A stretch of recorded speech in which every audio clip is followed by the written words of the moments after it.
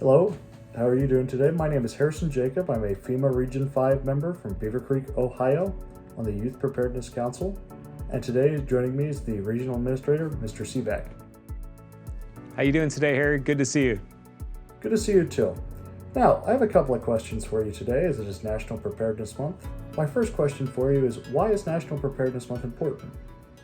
Great question. National Preparedness Month is that time of year where we can take a moment to look at what our preparedness looks like across the board.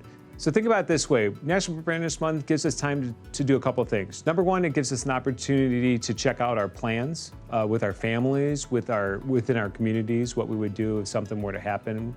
It takes a chance to look at the risks that are within our communities. And most importantly, it gives us a chance to focus on what kind of planning we're going to do with our family. We update contact information, look at where you're going to meet if there was a disaster in your community. And then lastly, look at that disaster kit. It's a phenomenal answer. Thank you very much for that. Moving on to my next question, as we talk about preparedness, what are some items in your emergency preparedness kit? You know, I was thinking about this today on the ride in. Some of us are in the office on a regular basis, so we have to have a work kit. My work kit includes anything from a change of clothes, maybe a pair of sneakers if we had to evacuate. It includes a first aid kit, flashlight. It has important numbers that are on it. Some medication along the way, especially if I were to not be able to get home at a certain time.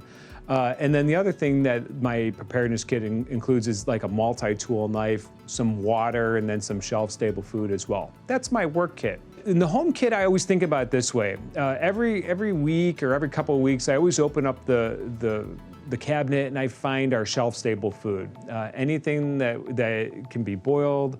I always think about like noodles, the cans of soup, and then most importantly, it's everything you need at home. Copies of your important papers, making sure you have copies of birth certificates, your insurance information, contact numbers, your emergency plan, and then the other thing too that we have at home is our first aid kits. If something were to happen and a disaster were to affect us, making sure that we can take care of our own is an important piece. The other thing too is making sure for the kids, having something, teddy bears, coloring books, a little small set of Legos.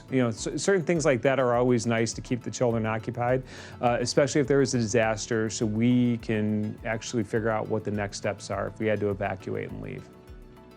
Now, as we're talking about preparedness this month, one of the aspects of preparedness that we'd like to focus on as well is the youth.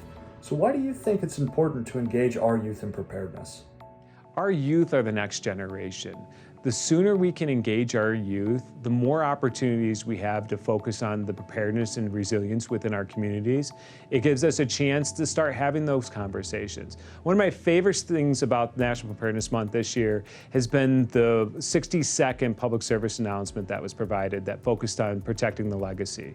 It truly is protecting the legacy of our youth and what's happened in our generations before us, so we can have a legacy that lasts.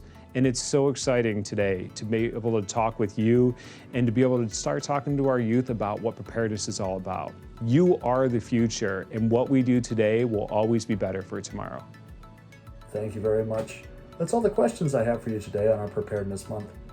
Harry, great to see you today. Great to be with you, and thanks for everything that you do. Not a problem. As always, be prepared.